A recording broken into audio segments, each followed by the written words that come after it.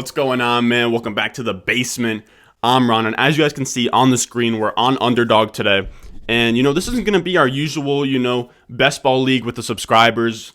And I love doing those, but today we're going to do something. We're going to do the big money shit. They have this Best Ball Mania 2 tournament going on where you put in $25 for a chance to win $1 million.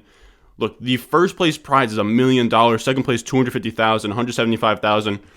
I'm trying to get some racks, fellas. All right, that would be a heavy chunk of change for your boy. So why not go out here, drop the $25? $25 is a heavy chunk of change. I'm probably not going to win it all. So make sure you drop a like. It helps us out in the algorithm. Just give me something in return for dropping $25 into this video, fellas.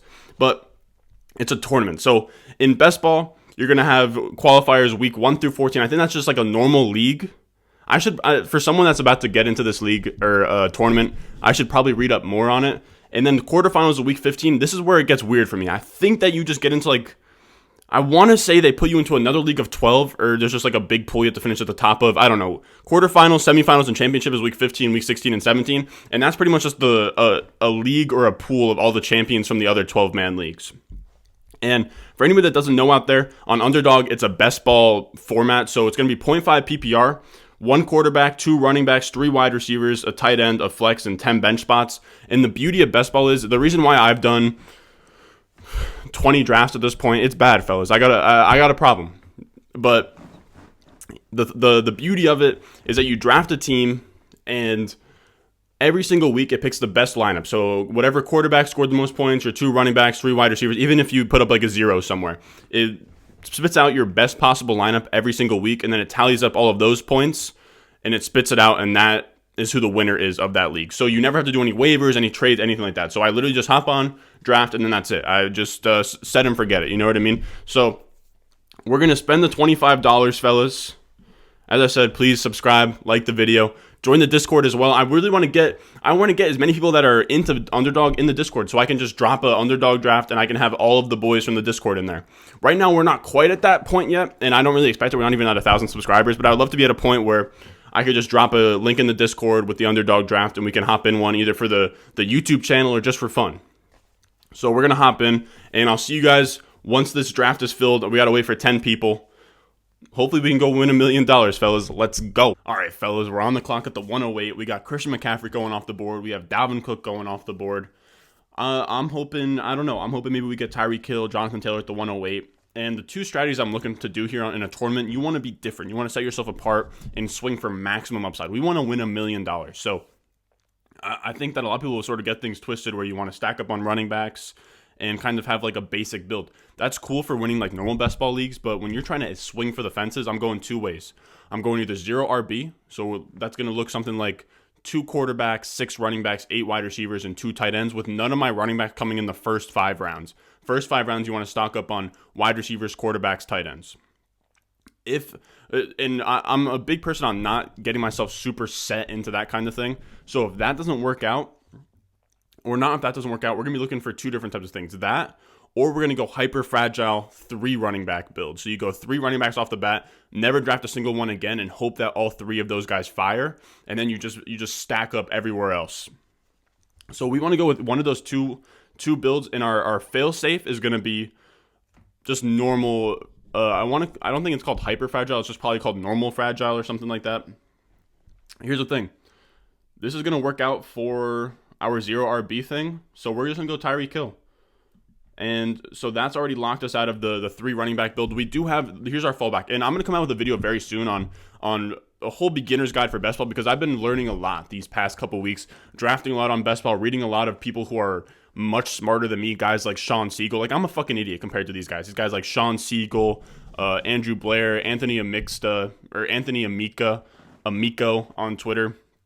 Those guys, dude, I'm telling you guys, dogs. Like, there's people out there, Justin Herzig as well for Established to Run. He won it wasn't $1 million last year because Underdog's way bigger, but it was like $200,000 back then. So these guys are really sharp that I've been listening to a lot of, and it's been giving me some ideas of how to win best ball, because before this, I was kind of an idiot. I didn't really know what I was doing. Now I'm kind of getting a better sense. Like I said, we'll come out with the strategy video. I haven't talked a single fucking word about players yet, but here we go. All right, so Stephon Diggs, Nick Chubb, and Darren Waller off the board. We're eyeing down any one of, I'm happy with Devontae Adams, A.J. Brown, DeAndre Hopkins. Let's just go straight wide receivers. I actually really want Devontae Adams here. It's going to be a shame if I have to... I really don't want to pass on Aaron Jones. So please, thank you for taking Aaron Jones, my brother. Thank you. And we'll go Devontae Adams. Tyreek killed Devontae Adams out the gate, fellas. This is why 0RB is so sick, because those are two wide receivers that are like top 5 wide receivers, locked and loaded. Obviously, we need Aaron Rodgers to be there. So here's the whole thing. It's a tournament. We're shooting for the stars. Devontae Adams, if there was no weird thing going on with Aaron Rodgers, Devontae Adams would be like a top. He would probably be picked right around where Tyreek Hill's getting picked at, right? So that's huge value we're getting there. We're getting him at pick 17, and we're already swinging for maximum upside. Why not? Why not take the risk on Devontae Adams? Because that could pay off huge for us in the future, right?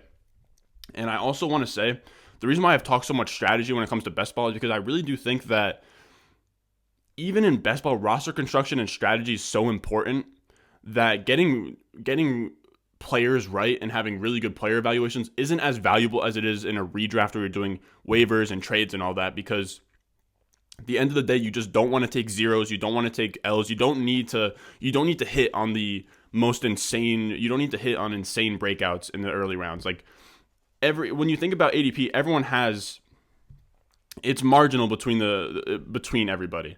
But so Tyreek Hill, Devontae Adams locks in a lot of safety if Aaron Rodgers stays healthy. So I like A.J. Brown, DeAndre Hopkins. I'm a fan of going wide receiver early if you can get a Tyreek Hill and Devontae Adams. Now, here's the thing. The kicker is if I was... Oh. Yo. Okay, Best Ball Mania, which is... I'm doing one that's a slow draft. Okay. Let me hop back in there real quick. But here's what I was trying to say. If I had a top 5 pick or something like a top 4, I'm not taking Tyreek Hill. All right, so you don't want to like at the 101. I'm obviously taking Christian McCaffrey. So then at that point, I would go for the 3 or 4 running back build, something along those lines. But especially in these best ball tournaments, you want to be different. All right, so where are we at here? Let's actually let's talk some players. I feel like I've been talking out of my ass this whole time. I don't even know what player I want. So looking at Mahomes, Keenan Allen, Calvin Ridley, Miles Sanders. Man, if we could go, how close is our next pick? Man, Amari Cooper goes. I would really like Michael Thomas here. Please let me get Michael Thomas. Fuck. DeAndre Swift is very interesting. I will say that. DeAndre Swift is very interesting. But I think we're going to go... I think DeAndre Swift here is just too much of a value. So we're gonna break the 0 RB. We're going to do a little bit of a pivot here, I think. We're going to pivot. We'll pivot to probably a 4 running back build now that I think about it, which like kind of sucks, and everybody's doing it, and I wanted to go 0 running back, but you have to just take what the board is giving you. DeAndre Swift is too much of a value in the 3rd round. I would probably take DeAndre Swift around here. I think DeAndre Swift, he's going to get plenty of targets. I think you can make a case for DeAndre Swift. We'll see how this ages, but DeAndre Swift is going to get plenty of targets in his offense. His offensive line just got overhauled with Penei Sewell. It was already a great offensive line. All right, so now we're actually... Let me chill for a second. We're actually on the clock. I really want Mike Evans here if we can get him. If Mike Evans is here, I will be taking him. Please, Zingy05, I'm begging you. So he went with the 3 running backs out the gate. See that? Don't love Chris Carson, but that's what I was talking about. 3 running backs out the gate. Well, I'm gonna keep tabs on Zingy05 and see what he does the rest of the draft if he just sticks with 3 running backs. All right, so Mike Evans is up there. And I think that's what I'll go. I think I'll go Mike Evans. Yeah, let's go Mike Evans there. Why not? Because Mike Evans gets slept on every single year. But let me talk about DeAndre Swift. He's going to get I'm thinking probably 80 catches. He's getting the OC that had Austin Eckler. He's getting the head coach that had Alvin Kamara. He has that same exact skill set. They're going to give him a shit ton of stuff. Even if he doesn't even have to hit 1,000 rushing yards. I know I've seen a lot of this Jamal Williams talk that he's going to come in be this A-back with Anthony Lynn. Even if Jamal Williams gets a lot of touches or a lot of carries, it's not a huge deal for DeAndre Swift because what you're getting there is PPR points. And I know it's half PPR, so it's a little bit of a bump down, but you're getting him at pick, dude. His ADP is pick 23, and we got him at 32. Let that sink in. So you have to take him there. But Penei Sewell is going to be there. He's going to get 80, I don't know, I don't want to get crazy, 80, 100 targets, something like that. Austin Eckler, I put out a stat the other day on Twitter. Austin Eckler with Anthony Lynn in San Diego, Los Angeles, whatever you want to call it, he lined up in the slot or out wide on 25% of snaps. So we're talking about DeAndre Swift on a team with no wide receivers. That was with Keenan Allen, Mike Williams, with dogs out there. They have Tyrell Williams, Brashad Perriman, and Amon-Ra St. Brown. DeAndre Swift, even if Jamal Williams takes some touches out of the backfield, DeAndre Swift is going to be lined up, used all over the formation. He's going to get a ton of targets. He could hit like 800 rushing yards. And as long as he gets like 80 catches, 75 catches, he could still finish as an RB1. DeAndre Swift, to me, I think that Drew, I said this before, Drew O on Twitter, DFB Encounter, has said that this second year for DeAndre Swift feels very similar to Christian McCaffrey's second year. He was going around the turn. Jonathan Stewart was there, but it looked like Christian McCaffrey was going to take over that role. And ever since that season, he has been a dog since. So I could easily see DeAndre Swift being a league winner, and I hope that he goes crazy for us. So what are we at now? And Mike Evans just gets slept on. So we are looking at now, Godwin would be really fun to pair with Mike Evans. I don't think we'll get that stack there. Kyler Murray, Cooper Kupp, Mark Andrews, Deontay Johnson. All right, so now that we've pivoted to a 4 running back build, I would definitely be down for if Kareem Hunt. All right, so Kareem Hunt goes. I don't love what we're looking at here. I don't love what's on the board. But I am thinking, Godwin, we could go with I have been liking the Mark Andrews, Lamar Jackson stacks recently. It is a little bit weird with Mark Andrews, Lamar Jackson stacks because I have been hearing that Mark Andrews is a tough sell right now, tough buy, if you will, just because the passing volume isn't there, and we know the passing volume isn't there. But the whole idea with Mark Andrews, like when he was like super fantasy relevant, it was on the back of Lamar Jackson's MVP season, and then they had nobody there. It was like Willie Snead, Miles Boykin as a rookie, like no competition at all. So now they bring in Rashad Bateman, they bring in Sammy Watkins, they bring in Tylan Wallace. You would need, for Mark Andrews to be really good, 5th round price. Damn, so ETN goes. And then Cooper Kupp.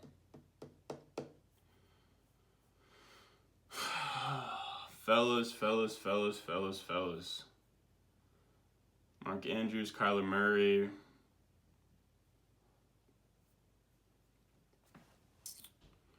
Man, I hate this pick, fellas. I really do. I think I'm going to go Lamar Jackson. That's what I've decided. Let's just go Lamar. We'll see what falls. If we don't get Mark Andrews here at the turn, I'm completely cool with that. I think Lamar Jackson's one of those guys. He's already had the QB1 season. He's had the MVP season. They brought in passing weapons for him. Why not this year? He has a little bit of a bounce back. That's somebody like Lamar Jackson is somebody that can finish as a quarterback 1 and go crazy. That's somebody that I don't mind spending early on in round 5. I would have liked to maybe see round 6, but it seems like the quarterbacks just came off the board. Our round 7 pick isn't for a while, so we'd have to go with like a Jalen Hurts or somebody. I don't know. In a tournament, maybe you're incentivized not to go quarterback too early because you do kind of just like hope you hit on something late. But I don't mind where we're at. And this is about a spot where I'm looking to start stacking. So Mark Andrews is definitely the first guy we want off the board. And I'm thinking, man, I don't love Chase Edmonds. I don't love Javonte Williams. I think that I probably end up going here with I would like T. Higgins. I would definitely like T. Higgins. I also could go with a TJ Hawkinson here. Not a fan of Chase Edmonds. Kind of a fan of Javonte Williams here. What pick are we at? So Mark Andrews does go. Mark Andrews goes at pick 64. So we'd be getting Javonte Williams at a little bit of a discount. Do we want Javonte Williams? That's the question of the day. I think Javonte Williams does have that upside. He could go crazy. Man. Is he somebody that we need on the squad? I'd say I'm gonna go TJ Hawkinson. That's what I've decided. We'll go with the Swift, kind of a Swift stack there. Oh, jeez. I'm sweating after that. I thought we were gonna miss on that. TJ Hawkinson, a little bit of a reach there, but I think DeAndre Swift and TJ Hawkinson are going to get the most of the passing game work in Detroit. And I think it'd be fun. Lamar Jackson's so good. I think that we could come into the back half of this draft and just grab Jared Goff and kind of get a stack there because they're going to be in garbage time games. They're going to pass plenty of times. And that whole passing game is going to be funneled to DeAndre Swift and TJ Hawkinson. It's going to be DeAndre Swift and TJ Hawkinson in that passing game, and it's just going to kind of funnel from there to everyone else, whether that's Tyrell Williams, Rashad Perriman. I think that's fun, though. And I also want to say, even if we don't go Jared Goff, something that I want to put in at this point, anybody that's watching this video and has made it this far, kind of getting my sneak peeks into what's going to be in this best ball video and everything that I've been learning. But you don't need to have the quarterback to do a stack. You can do a DeAndre Swift, TJ Hawkinson, Rashad Perriman, or like Tyrell Williams, and not even have to complete it with the quarterback, and you're still fine because you just want to get pieces of that offense. And when things go right, you'll be rewarded for it. So what do we got? Justin Herbert, James Robinson, Tyler Boyd, Cortland Sutton. Who's on the board right now? So we got some time into our next pick, 7:08. If Russell Wilson or Jalen Hurts make it that far, I'm going to actually be pissed. So I really like where we're at here. I like what we have going on. Now, like I said, our strategy at running back, I know that you guys might think it's crazy. 4 running backs. That's what you want to max out at, unless if you go 0 RB. If you take a running back in the first 5 rounds, do not draft more than 4. That's my personal advice. If you want to stray from that, completely fine. I mean, like, it's your team. It's fucking a free country. Do whatever you please, brother. So what are we looking at here? Trey Sermon, Raheem Mostert. Do we have any San Francisco pieces? You want to be very aware of stacks, especially in a tournament. Tyreek Hill, Devontae Adams, Tampa Bay. We could go with like a Ronald Jones. I would like to go, if we could get Ronald Jones or Leonard Fournette like here. Yeah, so there's Leonard Fournette. I think that would be very fun. So I wouldn't mind Raheem Mostert or Trey Sermon. I think I'd probably go Trey Sermon here.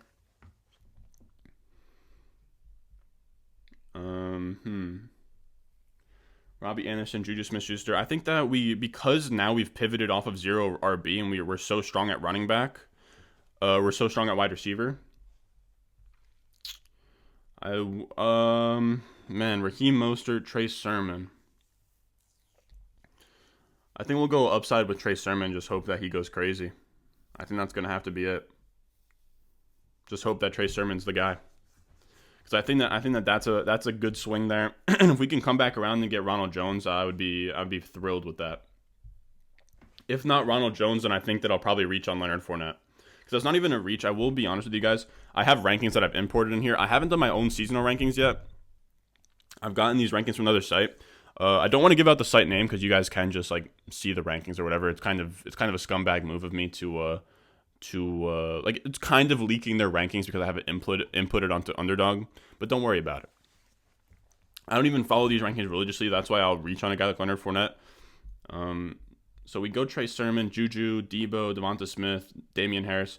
On a lot of these best ball drafts, I don't end up with any rookies because of this rookie hype that we're so close to draft season. I think that there's 0 value on any of them.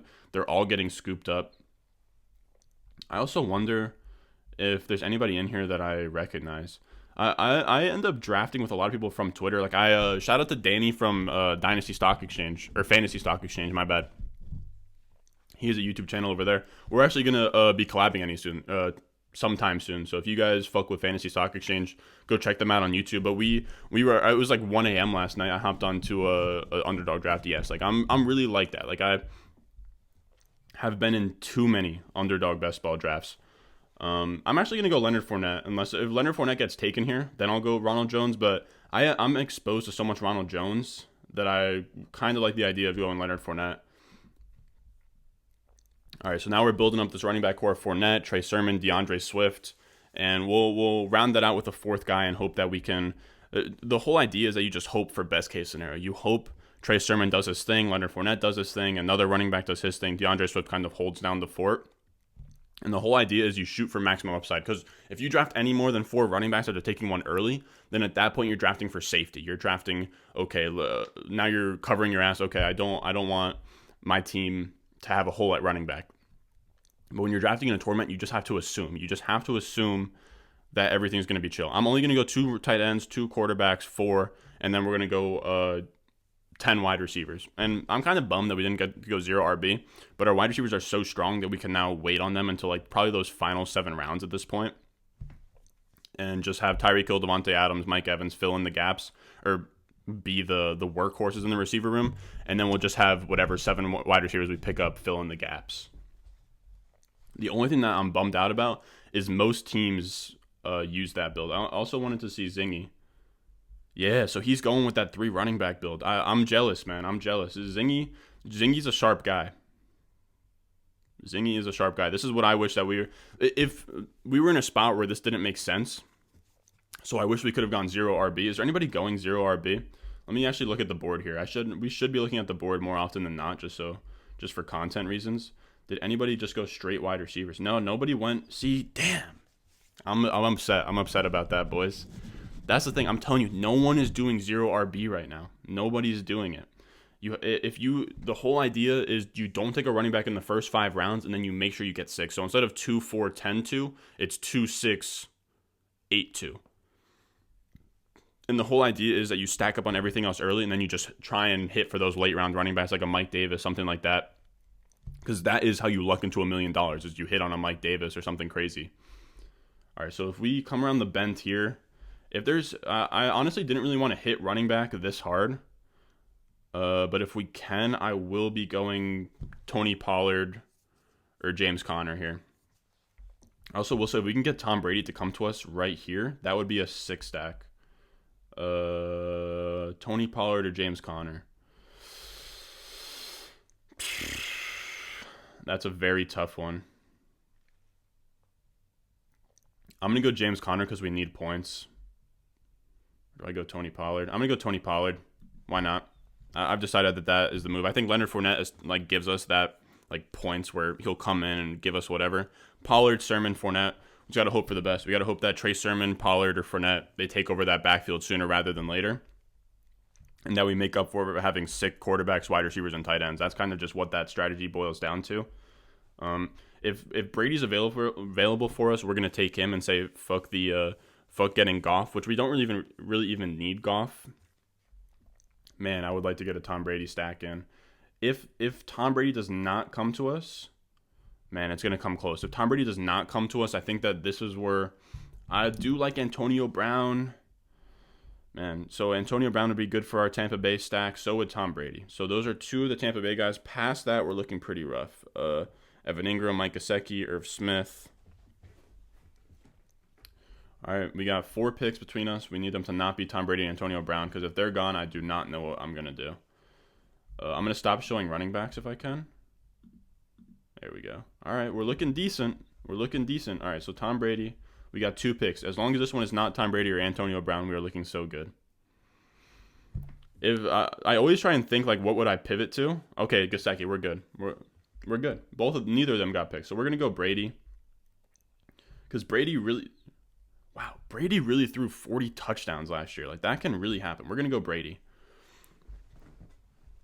We're gonna go Brady because I think he could throw another 40 touchdowns, and I love that. So now we have Brady, Fournette, we have Mike Evans, and my favorite stack to go with Tom Brady. We'll probably get 1 or 2 more guys from Tampa Bay.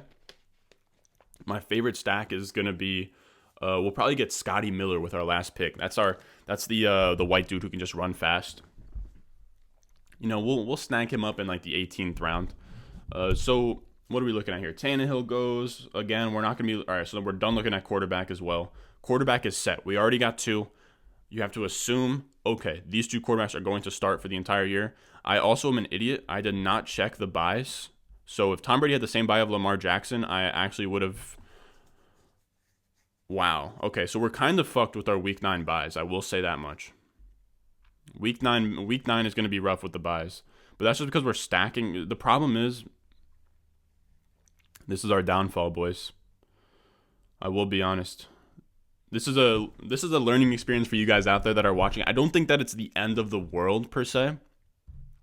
But if you're going to go for 2 stacks, especially in a tournament, if you're going to go for 2 stacks, probably don't have them line up on the same buy. So we're going for Tampa Bay and a little Detroit stack here with Swift and Mike Evans and the Leonard Fournettes of the world. They both have Week 9 buys. So now I'm going to chill on probably the Detroit stack. We're just going to keep Hawkinson and DeAndre Swift. I was going to say maybe we'll get Rashad Perriman, Tyrell Williams later. I'm good on that.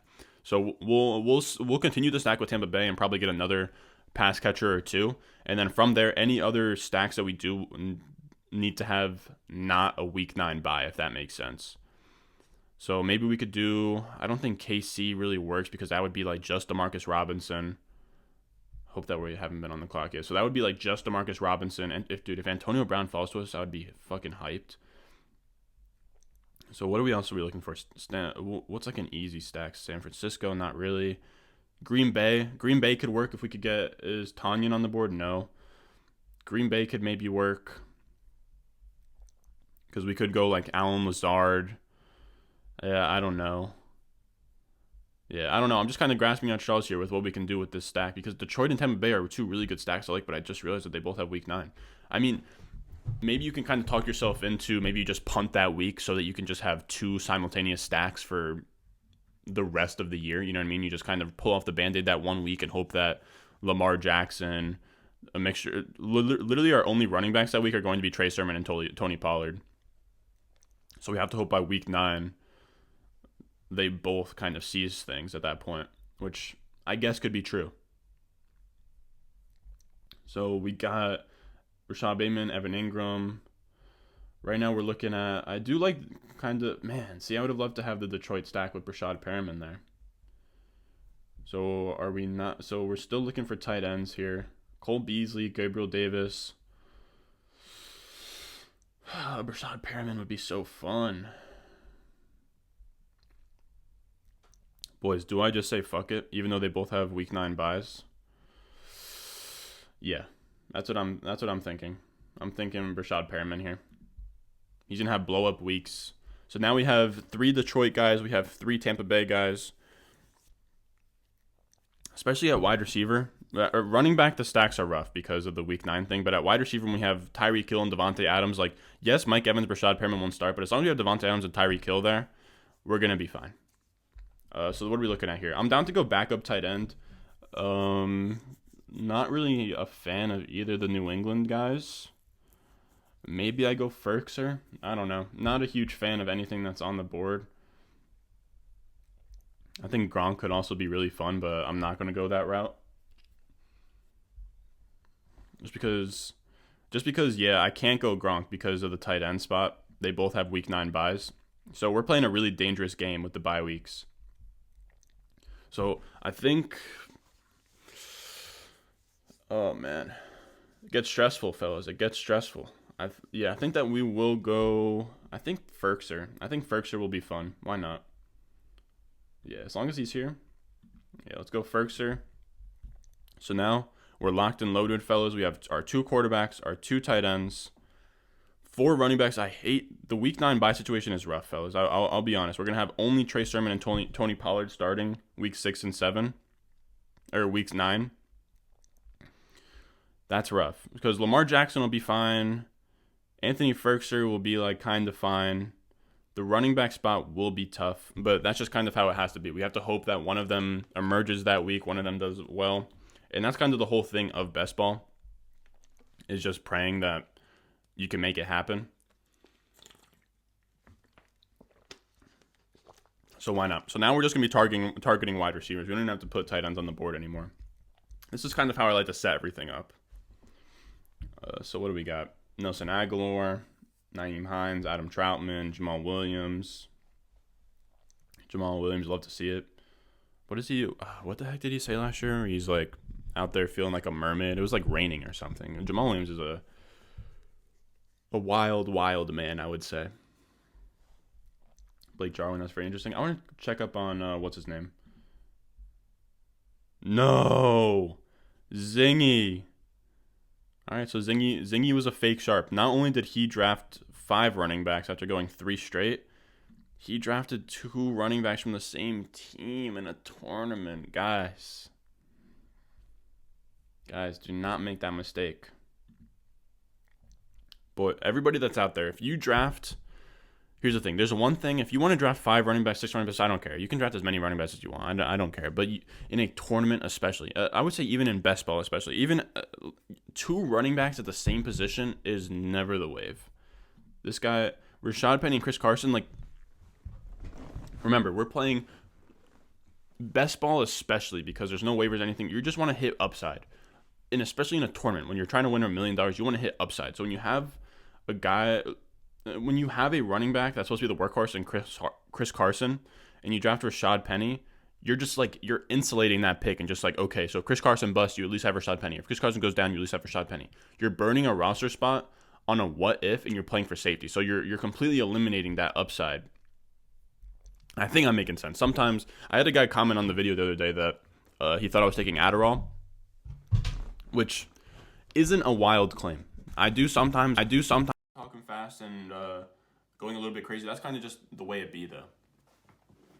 I will say, I do think if we want to get real for a second, I feel like there's a little bit of a disconnect between my brain and just like my output. Because if you read my threads on Twitter too, I'll have typos and missed shit, and like when I'm talking, I'll if you ever got into an argument with one of your boys before, where it's like, dude, like, I know what I said, bro. Like I didn't say that. Like no, like you're wrong, bro. Like I'm telling you, there has been a million things where I am talking, going a million miles an hour, thinking about things, and you just forget.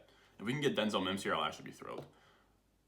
Or not forget, but like when you're talking and you're talking fast, or like you're very focused, you don't even know what words coming out of your mouth. There's been a million times where I'm editing a video and it's like I could have sworn I said running back, but instead I said wide receiver. You know, you really don't know what's ever coming out of your mouth. So if you're out there and you're one of those guys where someone calls you out for saying something, you're like, dude, like I know what I said. Like it came out of my mouth, bro. Like I would know. Like, dude, no. I'm gonna grab another water bottle real quick. So what wide receivers are we looking at here? Ooh, maybe a little Josh Reynolds action on the Tennessee Titans. We could go with a little Josh. Oh, I think my mic is out. Jeez, I hate when that happens. The plug is like underneath. So we got Traquan Smith. Did Josh Reynolds go? Damn. Oh, so this guy's a sharp. No, this is kind of whack. This is maybe he just goes with like another late running back. That makes sense. That would make sense. Washington, he has two Washington guys stacking him up with Ryan Fitzpatrick. Very smart there, Jeff Craig. Let me see. So what kind of do we have anything else besides Tampa Bay and Detroit to build off of?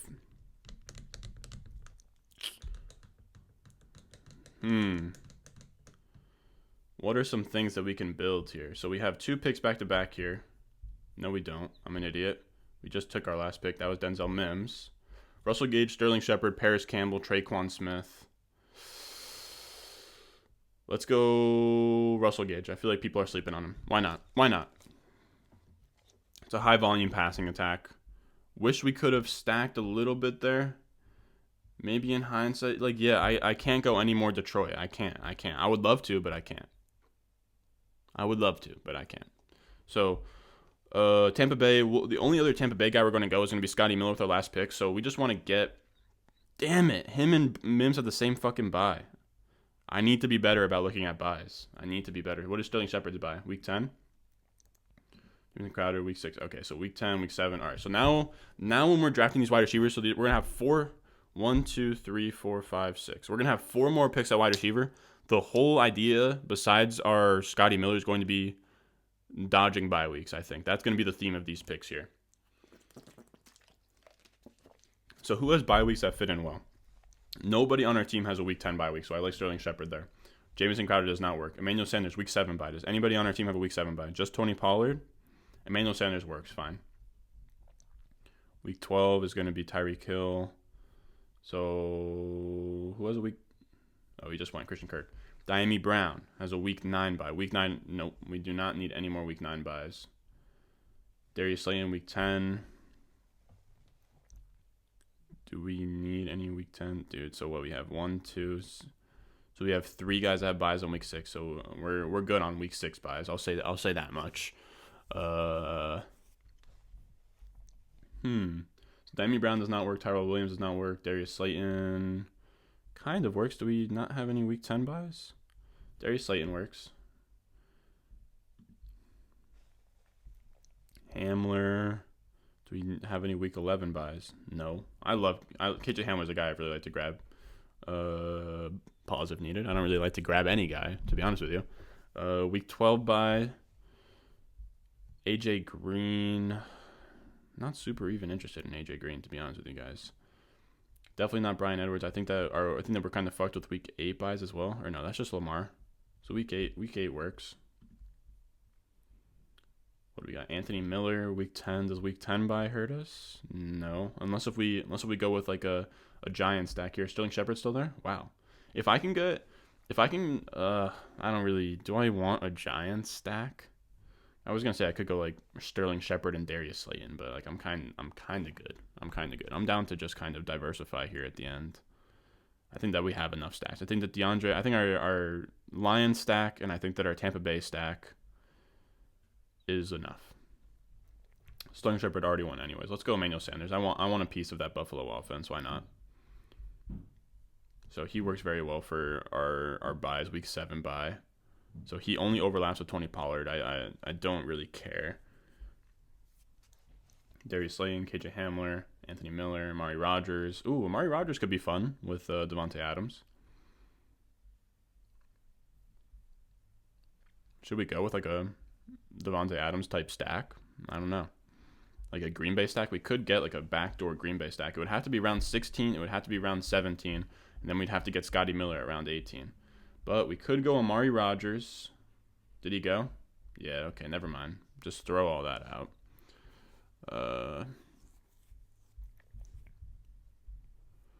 So what do we have to work with here? We have KJ Hamler, Dwayne Eskridge, week 9. That does not work for us. Hunter Renfrow, week 8. Oh.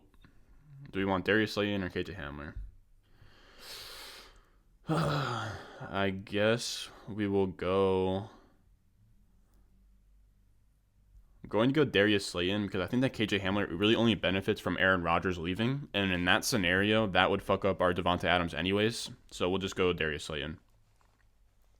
So there's week 10 by. All right, so we need 2 more wide receivers. One of them is going to definitely be Scotty Miller. Yep, there's Scotty Miller. That's the guy we want.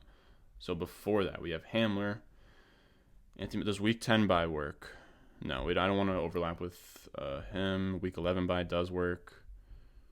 Dwayne Eskridge does not. Alan Lazard does not. Des Fitzpatrick. I don't really want Des Fitzpatrick. Does week 11? So I don't love Van Jefferson, but I do think that he's an interesting player that not a lot of guys have. James Washington, week 7 by. We already have that in the wide receiver room. Deshaun Jackson, week 11. Do we have week 11 by? Ooh, Deshaun Jackson is going to be very fun for a tournament setting. Randall Cobb, week 10. I'm sorry, guys. I know that this has been a lot of just me like looking at bye weeks for this last couple rounds, but your boy's trying to make a mill.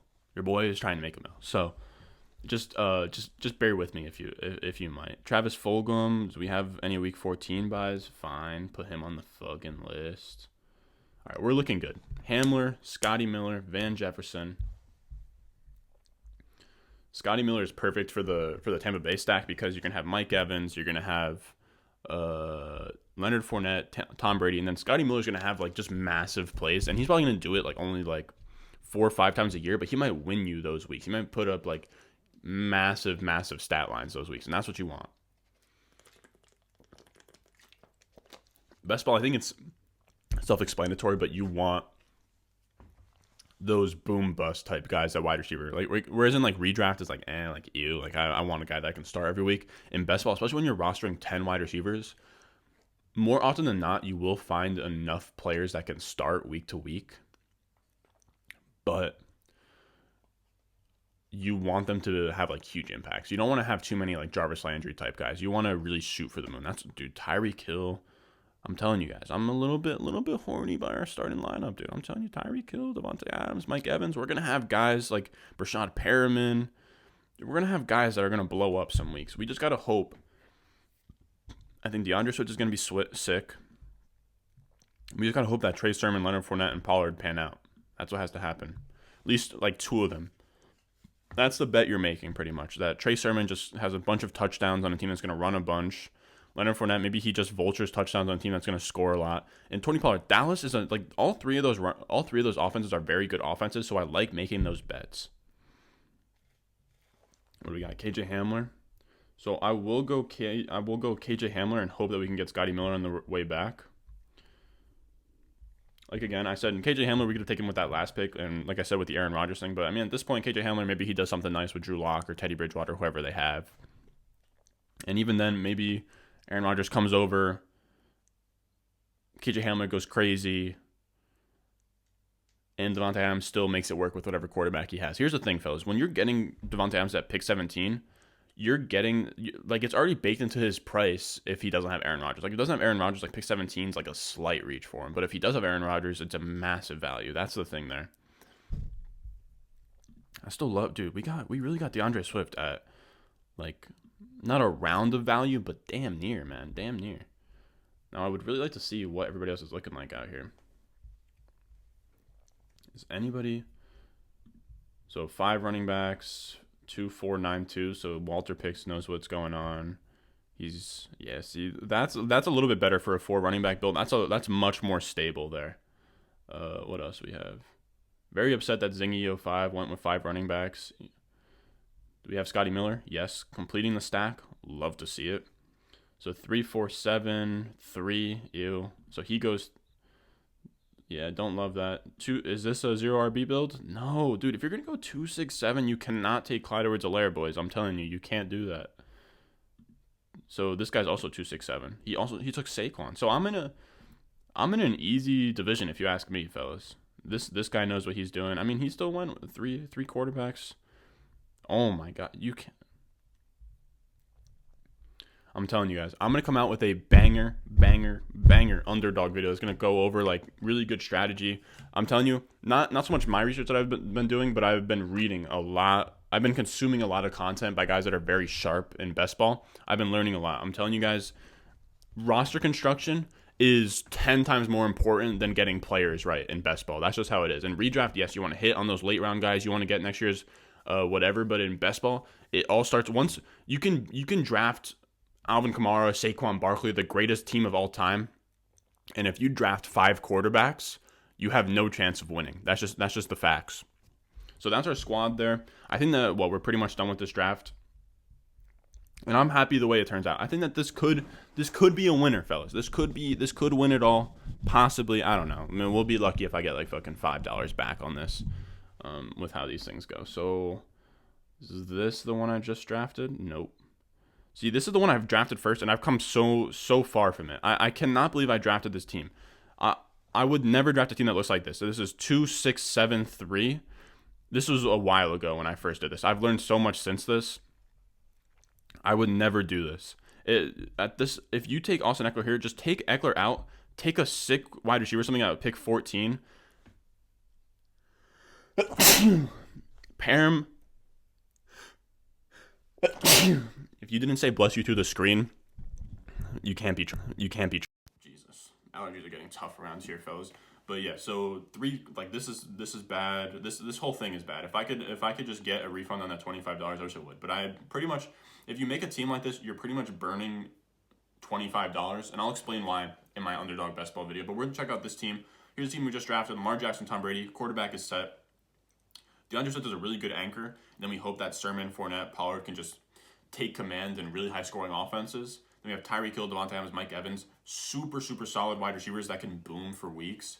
Then you're just hoping that Rashad Perriman, Mims, Gage, Sanders, Slayton, Hamler, and Miller can just fill in the gaps, all while having that nice little Tampa Bay stack where you have Fournette, Tom Brady, Scott Miller, Mike Evans. Then you have that Detroit, like, low-key stack where you have DeAndre Swift, DJ Hawkinson, and what's his name? Rashad Perriman. And yeah, man, you just hope that those wide receivers fill in those gaps. And then you just have to assume, especially in tournaments, I'm telling you, you have to play for upside. You have to assume that no one gets hurt, no one busts. If you're gonna win something big, everything needs to happen the correct way. So at that point, just plan for it.